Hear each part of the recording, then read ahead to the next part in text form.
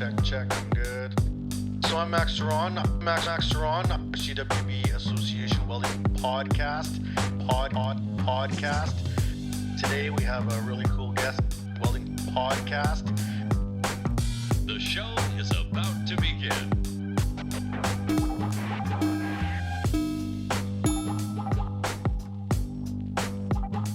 Hello and welcome to another edition of the CWB Association podcast. My name is Max Ceron, and today we have a wonderful guest coming to us from the eastern side of Canada. We have Paul Murray from Tecnar, and his official title is the product leader for Rotoweld. Paul, how are you doing today, man? I'm good, Max. How you doing? I'm doing pretty good. Now, it says here that you guys are, or you are right now in St. Bruno, Quebec. Yes, we are. We're on the beautiful south shore of Montreal here in Quebec. I'm originally from Ontario, so still getting used to the area myself. So do you speak French? I'm learning, actually. They put me in lessons at work, so 2 hours a week, taking French lessons, listening to lots of podcasts and watching kids shows on YouTube. So. Did you have any French before you got in there? Yeah, I think I had to take French from 5th to 10th grade in school, and I didn't retain very much of it. So It's tough if you don't use it, right? yeah, that's exactly it. So tell us this. Maybe you can demystify the rest of Canada. But we've heard, this could be pure gossip, but we've heard that people in Quebec may not be that friendly if you don't speak any French. Now, you work for a French company as a non-French speaker. Is this true or not? Or is everyone super nice? I'd say it's not true at all. I agree with you that it's the perception, but I think everybody's really, really nice. And maybe it's the language barrier that comes across as cold sometimes. Mm-hmm. Just the way people talk, I guess. Mm-hmm. Yeah, like most people from Quebec, English is their second language, but they're speaking it with us. So they maybe come across as less emotional than they are when they're speaking French. It'd be like me trying to fake my way. Me. Be like me trying to fake my way like in Latvia or something. Like I don't think I'd do it well. Do you speak any French? No, I have tried 4 or 5 times now with different degrees of effectiveness. So I took it in elementary school, and then I took a Rosetta Stone course, which you could buy. And then I did one called Pimsleur, did that one twice. And I got to what they considered to be the just past beginner level to intermediate.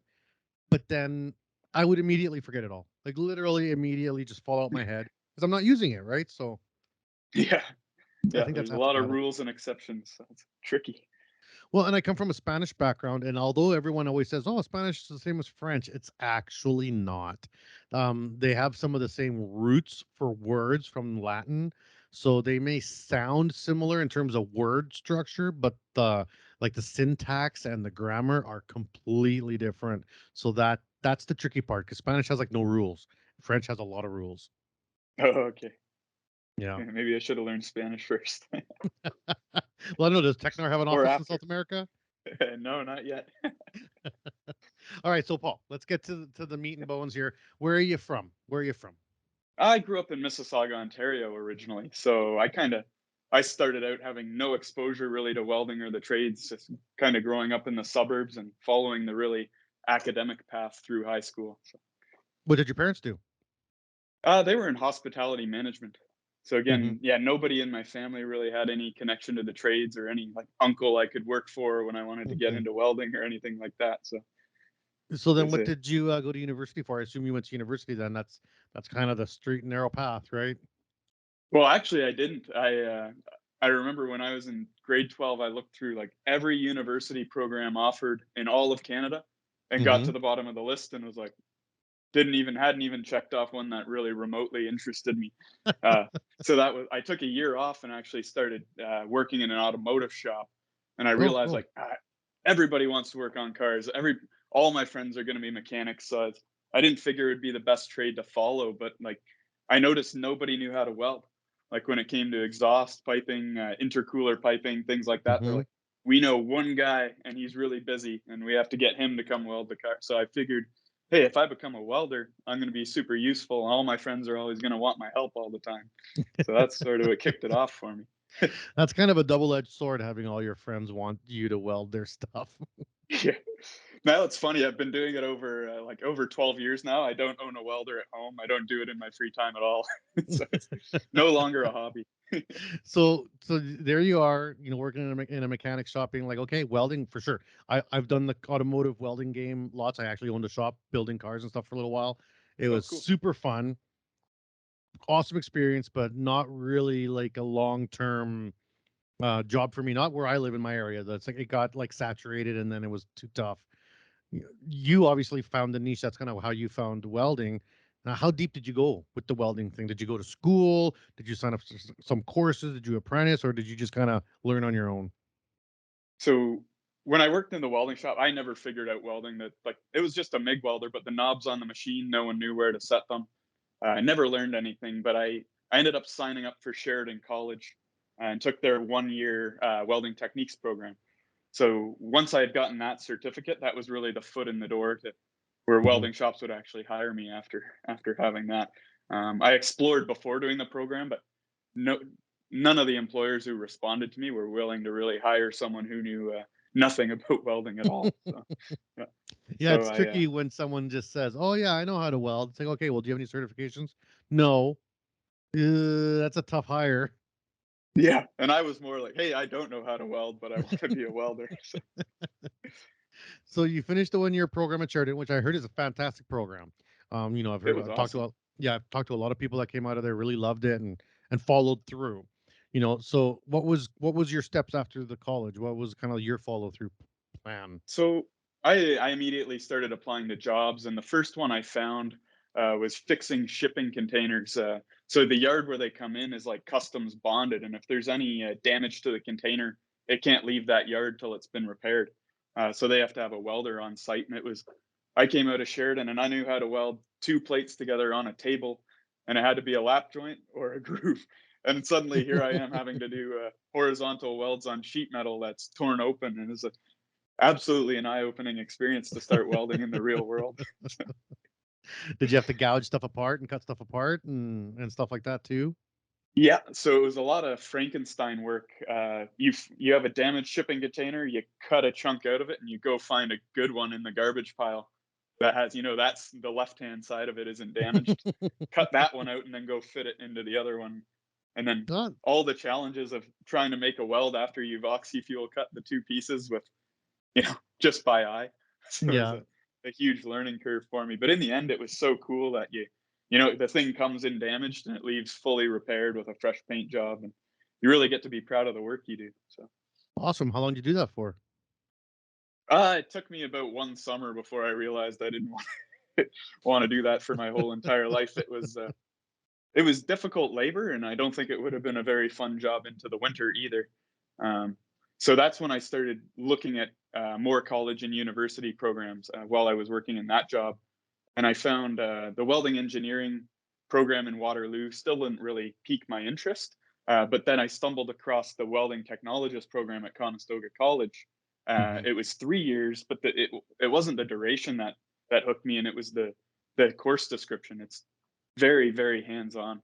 So Yeah, yeah, and I've probably had 7 or 8 people on the podcast over the last 2 years that have come through Conestoga, and they have a strong chapter for the association. They do great stuff out there. The students, they're involved with their local high schools. Like they're like the poster child of what a good welding community should be as a Conestoga.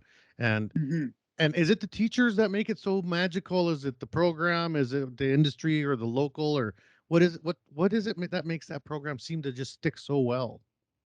I think it's the area, but it's the faculty there. I remember, like, as a student, I was thinking like these people, they get together and they talk about how the whole class is doing. So you didn't just have a math teacher and a shop teacher and a blueprint teacher.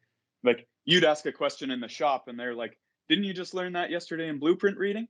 Like, they all knew what was going on, and they wouldn't answer our questions if we weren't learning. They wanted us to Hmm. to absorb this information and learn. So I took to it. I spent extra time there. I just wanted to learn, and the people were there. If you wanted to learn, the people are there at Conestoga to teach you. So it was a great program. So how'd you do in the course? I did really well in everything except math, pretty much. So, um, and it really, in the end, I ended up like at high school, I struggled through math, but in the end, I ended up laughing because math finally started making sense to me when you're calculating how much strength can this beam hold if it's this thickness. That's where math really started to click. But for the Yeah, once first it couple becomes semesters, I was, real, yeah. yeah, yeah, that's just it. So, So then you come out of Conestoga, and I know with the welding technologist program that they have there, that you can come out in a few different branches. You can kind of hedge towards engineering or inspection, or or back onto like the welding stream. So how were you kind of aiming your education? What was kind of like your plan coming out of it? mhm. Yeah. So the paths at the time I was there was there, you could stay for 2 years and you'd be a technician.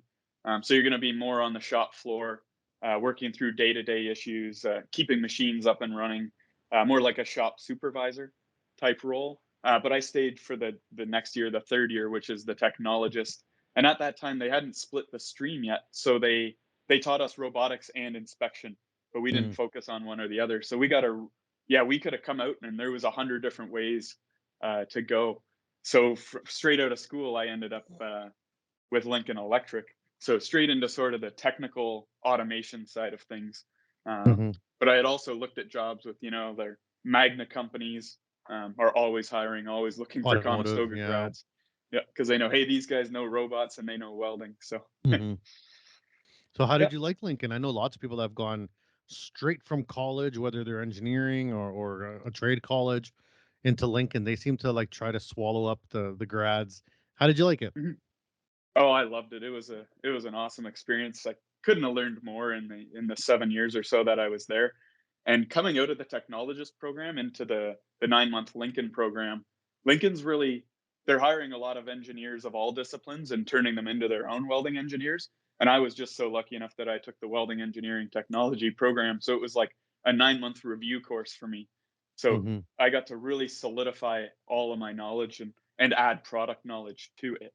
So I came out very, very technical. Really liked working. Like Lincoln customers are all over Canada, so it's very, Hmm. very exciting to work with them. So if I had to ask you, let's say I'm coming up to you on the street. Hey, Paul, how's Mhm. it going? Good. What was that course you took? Oh, I took the welding, engineering technologist course at Conestoga. Oh, is that an engineering course? Like an engineering degree?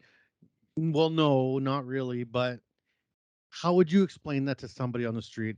How would you explain the difference between a full engineering program, like at a university, versus the engineering technologist program at Conestoga? Mhm. Yeah, I love that question because I think technologists are so in demand in our industry because you have the skilled tradespeople and the red seals who are totally focused on what happens in the day to day. How do you weld those two plates together? What's the technique? Am I whipping? What are my amps? And then you've got engineers who are designing this part for strength or for fatigue or for a number of cycles. And the two don't always go together so well. You get to, the technologist is really the person in the middle who understands, okay, the technique for welding is complicated because it's a vertical up weld, whereas on paper to an engineer, it might just see simply, let's put a weld there in that drawing and make it happen. But so technologists are really important for, yeah, I guess bringing the technology to the actual application. And then if you had to pinpoint, say, a demographic in terms of market, do you feel that the technologists would be pretty much needed everywhere, like manufacturing versus marine versus nuclear versus oil and gas? Like some are much more hands-on, like the oil and gas field is much more welder heavy than engineering. But then you get into manufacturing, it's much more engineering heavy than, say, high-level welding. Is there a place for the technologists everywhere? I think there's a place for a good technologist anywhere they can make a home. But yeah, certainly in industries like Ontario, where you have the hotbed of automotive manufacturing, there's Mhm. many more job postings for technologists. Where for example, these people have 300 robots in the building, so they need a certain amount of technologists to keep them up and running and technicians. So Yeah, and these programs don't really exist out west, which is mhm. interesting because in Saskatchewan we have a major automotive, or not automotive, manufacturing centers with hundreds of robots, but we don't have a technologist program. We do have now a new program at South Poly called Innovative Manufacturing, which does robotics and stuff like that to cater to that part of the industry. But it's interesting to me that it hasn't kind of caught on that style of education into other polytechs and colleges in Canada. I mean, why do you think that isn't becoming a more popular thing? Because I agree with you, it's very much in demand. I see postings for it across Canada. Hmm. Yeah, I don't. That's a really good question. I don't really. I guess I've never really thought of the reason why. I'm not sure. Yeah, but I noticed I spent 5 years with Lincoln Electric in British Columbia, and I immediately Hmm. noticed there's no welding techs out Hmm. west. You've got welders and weld engineers, and that's where Hmm. it was a ton of fun to be a welding technologist because you get to, anytime people would run into hydrogen cracking issues, real world applications, they think, oh, we got to call Lincoln and we got to get help with this. So we got, you get pulled in on all of these different experiments, so to speak, but they're all real world. So Did you ever meet Spencer Strangman from Lincoln? yes, yeah, I know Spencer well. Me and Spencer good buddies. He's a good dude. We have lots of fun together. They moved him up to Saskatoon though, so he's away from me now. But Oh, okay. we used to hang out. Yeah, and he's like he's one of those. He's an engineer. He's a materials engineer or mechanical engineer. I forget what it was, but Mhm. who got into Lincoln and I've said this before, and I'm not paid by Lincoln. I'm not sponsored by Lincoln yet. Lincoln people, if you want to sponsor the podcast, please. But the education center down in Cleveland is awesome. It is awesome. And I've been fortunate enough to go down there and get training. And I'm actually trying to get it together. If you got any good contacts, let me know. Maybe I'll hit up Sebastian. But if I want to get some of the CWB people down there to take some of the Lincoln training because it's an amazing program. Mhm. Yeah, that's a phenomenal center they built there. I wasn't Hmm. lucky enough to do my training in there, but I've taken a couple tours, and it's like, wow, this is like a dream. It's crazy. And just the investment too. Like, holy crackers. Yeah, yeah. I liked how there's like the classroom, and then the automatic like Walmart doors open up, and you're right in your own welding lab, like 10 feet away from the class. So, Yeah, and just super all cool. glass everywhere. You're like looking out. It's pretty high tech. It's like you feel like you're in a futuristic movie. Yeah. So you were working at Lincoln. You said almost 7 years, right? Yes. And then Yeah. what happened? Oh, I need, for personal reasons, I decided I didn't want to be out west anymore, and that was just the time for me to sort of switch jobs. Um, so we had a good parting of ways, and then I found myself with Tecnar Automation, and sort of the segue was we integrate a Lincoln power source into our robot. So I had the product knowledge, and it happened Hmm. quite naturally. And how did you find Tecnar? I mean, I'm not that familiar with the company, and and I want to be. So what does Tecnar do? What's their shtick? What's their product that they push? So Tecnar, we have a couple of products. They're all related to the steel manufacturing industry, but primarily we're a technology company, and our goal is to turn science into innovation. So we take projects that come from the National Research Council of Canada, and we convert them into things that we can actually sell as an improvement to what the current technology is. So Rotoweld's a really good example because in the late 1980s in Boucherville, Quebec, they were investigating ways to improve and automate pipe welding for 1G pipe welding, pipes we can Hmm. roll. And these are theoretical physicists working with welding machines and simulating an open root joint. And they were trying to figure out, what do welders do with their hand? That, like, what do they know? What do they do? How do they know how to move the arc based off what they see on their eyes? And in the late 1980s, with a DOS computer, robotic manipulator, and a camera system, the first Rotoweld was born, which actually controls travel speed, wire feed speed, and amperage in the open root, depending on how the bevel is changing. Okay, okay. So basically, Mhm. uh, it's reading the response of the weld. So I mean, and I know like Lincoln's got like the Volt Sense line on their new STTs for open root welding. The STT technology, RMD's for Miller, and everyone's kind of got into that game. But you're saying that Tecnar's been looking into this since the '80s, basically. Yes. Yeah. The first Rotoweld, I believe, was has been around since the early 1990s. Actually, Hmm. working in pipe fabrication shops to to use this technology. And now we're up to about our 170th unit we're selling. So we've been quite successful.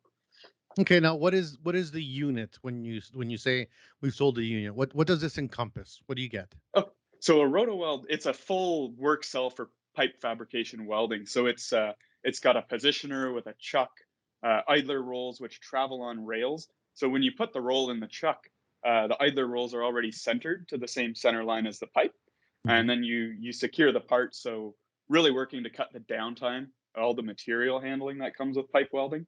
And then the neatest part is we have a robotic arm on a carriage. So the operator always stays on the carriage. They drive along to their welding joint on the pipe that they're going to weld. And then there's no robotic programming. You just punch in 8-inch pipe, hit this button that says down, and the arm moves into the groove welding position for an 8-inch pipe with all the proper lead and travel angle. And then things like wire feed speed, volts, and travel speed are already uploaded in the welding program as well. And So now, it makes it. how does Sorry, it go ahead. adjust it? How does it adjust it as it's going? What's the feedback that it's pulling as it's welding to know, hey, I'm about to burn through and drop a big grape, or I'm not getting enough penetration on the other end? So what we're doing is the video camera is looking at the open bevel. It's picking up the most intense part of the arc, and the operator, when they enter automatic mode, all they've said is, "Hey, I'm in the open route. I'm in the right spot. Like I hear it burning. Stay right there." So when they hit that green button to say "stay right there," the robot takes over and it goes. It's watching the camera and it's going, okay, if the groove opens up and the puddle's going to want to burn through, the camera's seeing the puddle position change, and it now sees an error and makes all the necessary changes to start correcting that puddle position and pulling it right back into where it should be. So the operator with hands off, even if gap is changing or there's high low or things like that.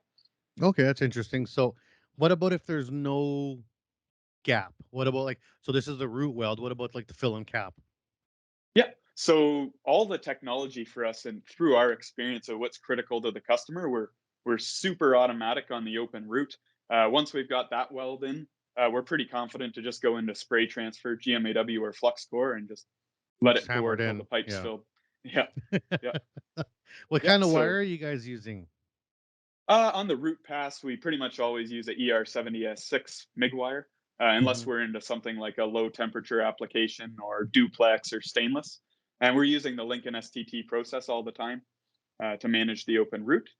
And then when we go to the fill processes, we can do anything like metal core, flux core, or pulsed with a MIG, Yeah, it or doesn't even really sub arc. matter then. Yeah.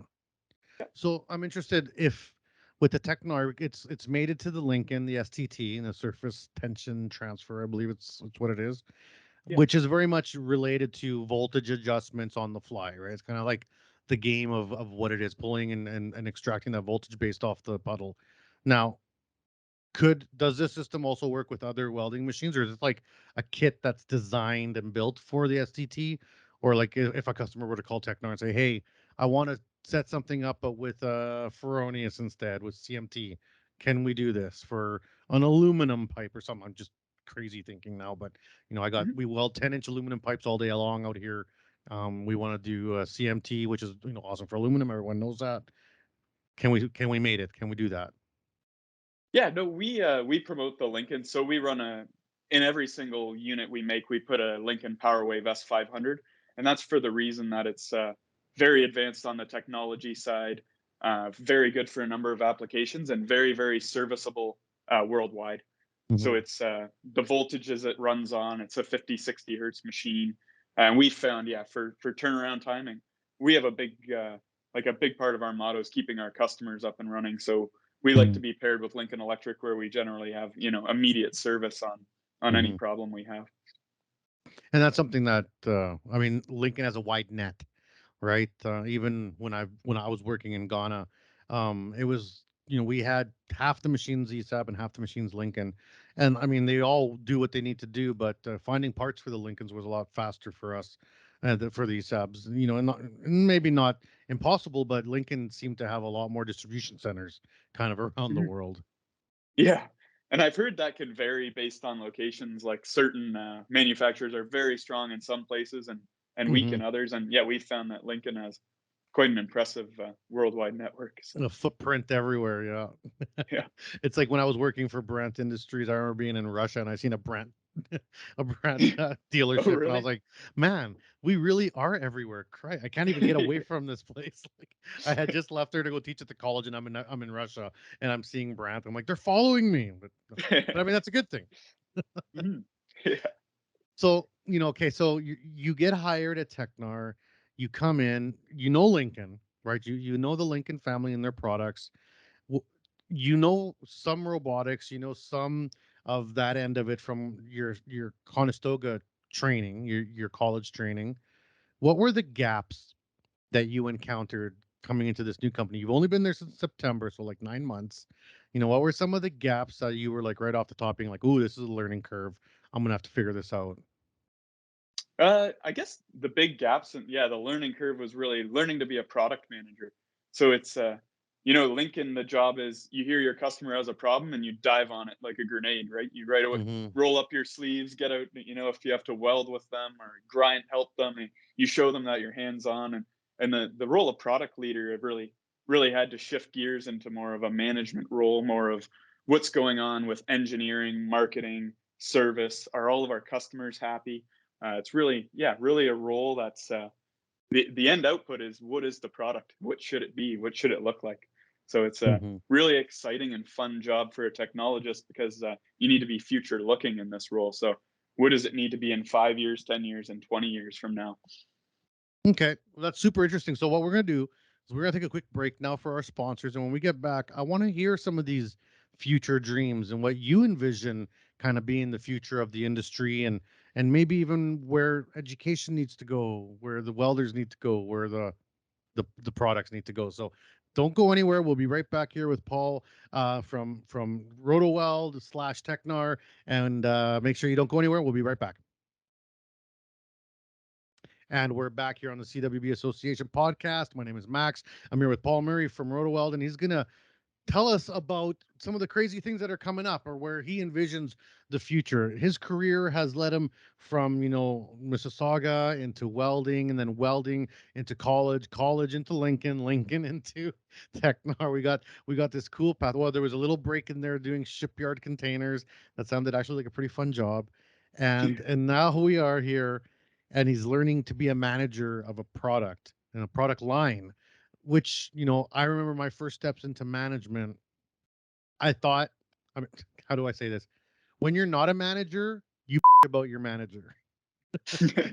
You know what I mean? You about management, and you about managers because they're an X not doing this or Y not doing that, or too much of this or too little of that. Okay, sure.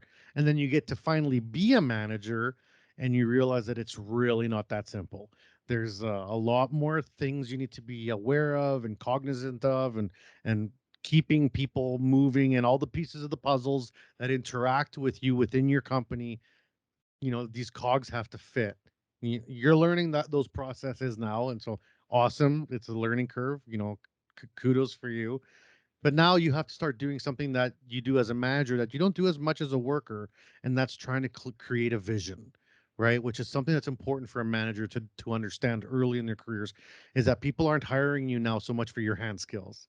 Now what they're hiring you for is your vision. Where are you going? What's your end product? What's the end game? So what's some of that you're starting to develop now? Maybe let's start with this current state. What's the vision right now that you're working towards? I think the vision, really, everybody in automation is always working towards would be this goal of artificial intelligence to be Mm. 100% hands off and have the robot be learning on its own. And we all know that that's really, really difficult in welding because, okay, we make a weld, we can record every single parameter we want. We have a defect. How do you now teach a robot that you made that defect at that point in time and you shouldn't do that ever again? That's sort of the loop that's still missing in welding for AI. It's like Google to program their AI, they depend on us. They say click on all the pictures with airplanes in them because their AI is guessing, but it needs a human to actually tell it, hey, Hmm. these are the airplanes. You chose a picture of a cat, so I'm not going to click on that. But so that's where everybody wants to go towards AI, and that's where things are trending. And it's actually really, really difficult in the game of welding. So the position we're at, where we have our semi-automatic root pass management, it's automatic, but we still want a welder there with their hand over the joystick. I mean, most ASME codes, you can't walk away from the welding machine anyway. So we're at a point where we're like, yeah, I've heard you talk about the self-driving cars. We've been logging data forever, but you don't get to make mistakes when the car drives itself. So the same with welding. We're not going to have something until it's something that you can press the green button and it's going to handle everything. So we're always thinking about it, and it's the way the industry's going. But we tread really carefully until we can provide a robust solution. And it's interesting you brought up that other podcast, that other interview, because in that one they said it seems the closer we get to AI, the further we get to AI. Because every time you encounter the next, okay, we figured this out. Now what's the next thing? And it's almost like you don't just take a step back. It's like you're almost like right back at the start. So in your mind, how far are we from like an AI welding system? Like, are we close? Are we like a year or two away? Are we 10 years away? Like, is there just something fundamentally that we just can't seem to figure out, or are we getting pretty close? I think we in the industry is still far from AI, where by definition there's intelligence that's actually decision making and changing programs. Like, I think we're quite a while away from that. Like, oh man, I've been doing, like, having a robot that can actually say, yeah, I've been making that mistake a lot this week. I'm going to try changing things That would be and so seeing if I cool. make less mistakes. Yeah. Or even like the concept of, I don't want to do this unless something else is better because this is the wrong setup or something. Because a robot can't decide that yet. A robot will try and fail, whereas a human will be like, yeah, you know what? This is outside the level of acceptability, which is arbitrary sometimes, not a formula. And that's very feasible to have, a warning on the screen like gap is too big. you know, Yeah. you're misaligned. This weld is not going to be good if you continue. But it's interesting because most people don't consider that much of a solution. Yeah. So Yeah. Just no, I'm off. The robot's yeah, taking the day off. yeah. They want, people want, even if that's the difficult part with welding is eventually the parameters of the joint are just intolerable. If you tack the two pipes up a half inch with a half inch root gap, doesn't matter what the AI, how good your AI is, it just can't be welded, right? So Yeah. there's a Although a very human fine could do balance. it. A human could do it, right? What's the welding saying? If you can jump it, you can weld it. Is that what they say? Yeah. If you can get that tack to jump across, you're good. You can fill it up, right? Yeah, X-ray won't notice anything. They don't care. You know. yeah. Just So stick an extra TIG rod in there or yeah, something. exactly. Just burn it all in, or you 4 TIG rods at once and just burn it all in. Yeah. So you said like right now industry is looking everywhere for AI. This is the idea. Just drop the pipe in the positioner, drop the other pipe in the positioner. Maybe it'll bevel it there right on the spot. Like you don't have to do any prep. It's gonna come in, bevel it, gap it, tack it, weld it. It's out the door, and then you just have like the inspection guys, whether it's mag particle or X-ray or whatever system down the line, check every fifth one or whatever the 10% code they need, and you're rolling and running. We're a ways from that yet. So, what are some of the other areas that we could improve on? What are some of the other things that we could do to perhaps, I guess, duplicate the idea that this is AI or that it's fully automated without having the robot do it all? What are the things that we can do around it? Yeah, I think that's a good question because I've had a look, there are like these state of the art pipe fabrication plants that do exist where like a forklift puts lengths of pipes in one end, it rolls down a conveyor, it's cut, it's beveled, it's robotically welded. But I mean, those are, I don't know, 10 to $100 million production lines. So they're not for the typical Canadian pipe fabrication shop that you need to be producing millions of pipe diameter inches a year to need a system Mm-hmm. like that. So where we're at is, what is the average sort of the more average throughput? What do people need? And the way we envision the solution is there's still more we can do, not with AI, but with better sensor technology Mm. to know, hey, the gap's changing. There's a tack coming up. I'm going to change my parameters. So there's still things we can do with the current technology. that aren't AI that can really move it forward. And that's sort of what we're focusing on. So aside from the camera that watches the puddle, what other sensors are in the system? In this system, it's just the camera, and then the like with the Lincoln STT, really the The brains of volt the welding sense. arc Yeah. is done through the voltage sense. So the nice part Mhm. about using STT, we always have a phenomenal arc. We have the right wire feed speed and voltage at all times. It's just a matter then for us to keep it in position. And after that, it's really after the camera and the robotic arm, it's really quite a simple system. Okay, and what would be a sensor then that you think could make things better? What would be like even if it doesn't exist, what's the magical pulmonary sensor that needs to be invented that will help this be better? Well, I guess magical sensors would be something like if there were a sensor that knew the joint geometry. Mm. So it can say, oh, this V groove is this big, I'm going to do this. And the very, very far future of it could be, hey, I know the path planning for this. This is a 1/2 inch groove with 37.5 degree bevels. I know how to fill that up. Because again, it's not so much I guess the AI and what happens during the welding, but a lot of customers ask like, so who's going to be the person in house who knows how to program everything? So I Hmm. think again, there's the low hanging fruit is a robot that can do path planning and things by itself. And they've done that with the 6-axis industrial robots. And I've heard you Hmm. talk about that in the podcast as well, but nobody knows how to like you need a genius to program the thing. So, so what we're really promoting is something that is about as difficult to drive as an overhead crane, but it welds Hmm. open root pipe using all this high end technology. Now, theoretically, in the 1G process position, you're running your STT route. The pipe's probably rolling away from the wire because I believe you drag STTs in. Yeah. So then it's rolling away. You could have it finished, close up that route, lift up, jack its wire speed to 400 and its voltage to 28, and then do the fill and cap immediately after without ever pulling it from the joint. Like, is that how it works, or am I just making this up in my head? Because I would be like, why pull the robot out at all? It should be able to just keep rolling with it. Yeah, that's very much how we do it. We have a 2-torch design. So we go in with the tight, small air cooled torch for the STT route, true to Hmm. sort of the Lincoln philosophy. The other part of that is by having a root and a fill torch, we get to run 2 separate gases and 2 separate wires. So if you want to, go nuts on the fill, best thing to do is something like a metal core or a subarc.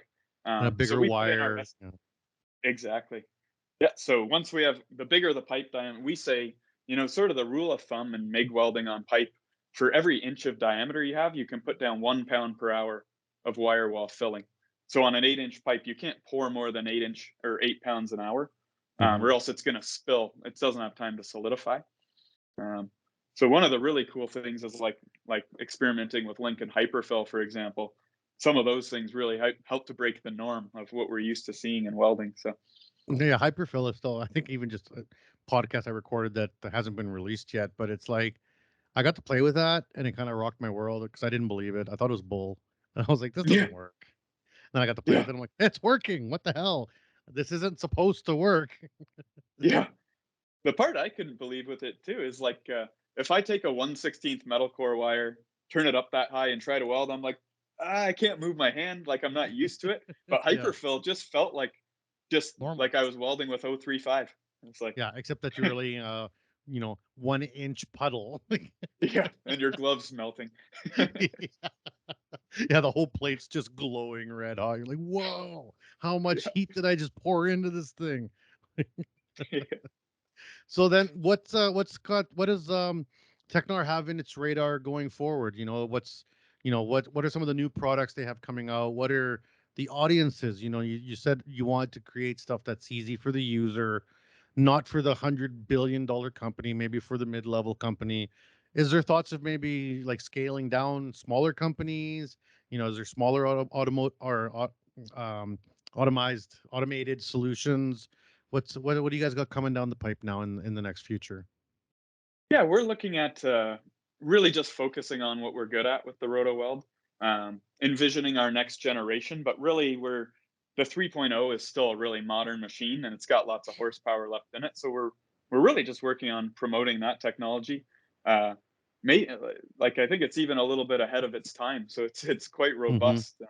Just making sure customers understand how is that technology valuable to me, because I think some people may look at a robot and say, robotics aren't for me.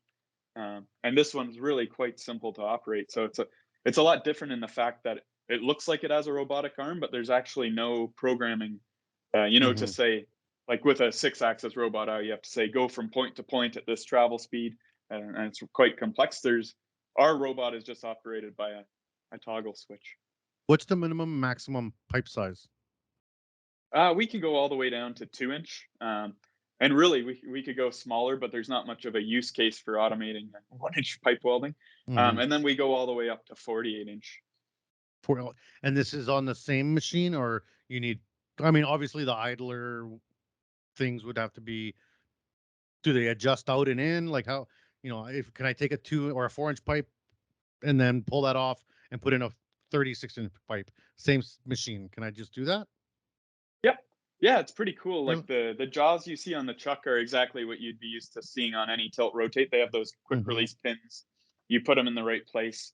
And then our idlers are really cool. They're like, they scissor and they have wheels on them. And then they have 2 positions. So you just sort of raise them off their pins and lower them. And now they're in their big diameter range. So Okay, they have cool. 2 positions, and then they hydraulic jack until they engage with the pipe, and you're good to go. That's super cool. Can you send me one to play with?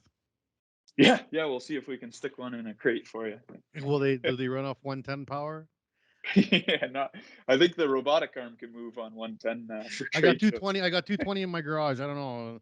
Will 220 handle it? I think you need 3-phase for that power source though. So Yeah, you'll be blowing breakers. You might be able to yeah. do the root pass. So what's the future for Paul now? You're in this job. This is new. So I'm sure you're all in like into doing this. Do you work where you work, or do you have to travel? Are you out on boots on the street promoting this product or working with customers? What's your job like in the day to day? Yes, I am. I'm boots on the street kind of guy. The role is global, so all sorts of trade shows I need to go to. FabTech in the States.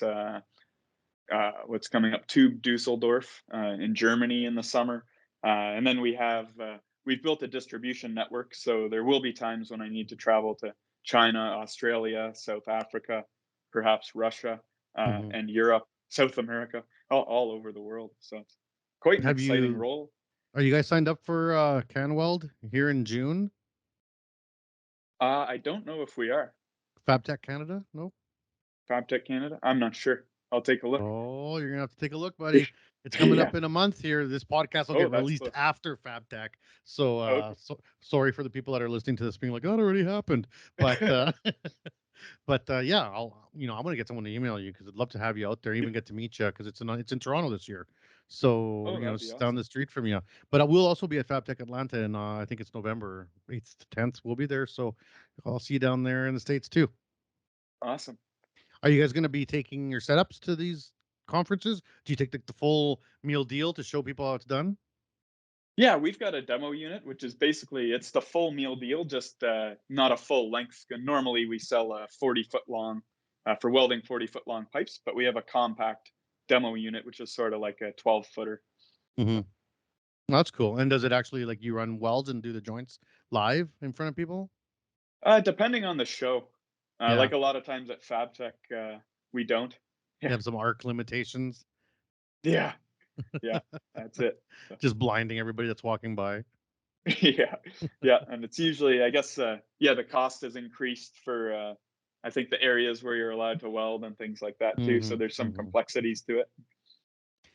Are you planning on ever going back to school or working on any more education for yourself in terms of this new career path? Yeah, I think I really need to be focused on sort of more the business side of things. I think a good path for me next is sort of like getting a bachelor's of business, and I think that'll really help. That's sort of the knowledge I was missing and gained just a trial by fire in the product leader role. So Mm-hmm. And then in terms of, I was just thinking, you go to these conferences, and I have these thoughts all the time too as I travel, in terms of how do we stack up? You're in a Canadian company, Canadian inventions, Canadian technology, innovation. How do you feel we stack up against competitors around the world? Where's our tech, specifically your tech, in terms of, how well do we fight back against this global, competitive environment? I think it's top notch. I mean, after sort of traveling Canada and seeing all the products Canadians make, it's really impressive because we're like, we'll never be the cheapest. So everything Canada exports is because it's the best. So it's really Mhm. like to see the trailers, like the things that are built in Canada. It's top quality gear. So I think Tecnar. I was very impressed coming on board here by the caliber of the products we're producing. Like one of the really cool ones. It's called an LUT, and it's a laser ultrasound. And it actually, you should search up a video of it. It measures the thickness of pipe or tube coming out of a mill while it's red hot, and it spins around shooting lasers at the pipe. And it sounds like a lightsaber. And it actually, on a computer screen, you can see how round and how thick the pipe is while it's still red hot. So it allows them to stop the presses if they're not making good product. And it's Wow. like, so just the Y- products we're making downstairs, it's just Yeah, you're really, gonna really have to send me a link to that. We'll release it with the podcast, because then people can watch it when they listen. awesome. Yeah, be cool. So, so what other products do you have? Like, I mean, we've talked about the Rotoweld. Now this laser, the Star Wars machine that Yeah. measures your pipe. Sounds awesome. What other crazy stuff do you guys got? The other one's called LIBS, which is even really, really cool. It's called laser induced breakdown spectroscopy. And that's like the Mars rover has one of those on there, not ours, but where it like Not yet. shoots a rock and then it shoots another laser at the smoke, and it knows what that mineral was from the wavelength of light that returns back to the receiving unit. So we make these, and the innovation is that in the galvanizing industry, you need to know what's in that bath, how much zinc, how much copper, etc. I'm not an expert on it, and everyone else makes these disposable probes. So you stick them in, you get your batch analysis, but it costs you a lot of money because you destroyed a probe. So that's Hmm. why we do it with a reusable probe that uses this laser technology. So that's kind of the innovation there. And then the last, and it's again a very cool product, is called the Acura Spray, and it actually monitors plasma arc spraying processes, and it's measuring particle velocity, diameter, and temperature, and things like that. Of individual Because plasma atoms.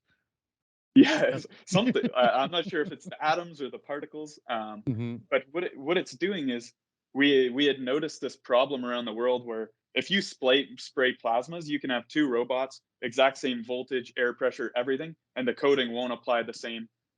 Just black magic, I suppose. Hmm. So we actually allow the customer to quantify what are you spraying at what temperature, what velocity, and what size, and then sort of use that as their process monitoring.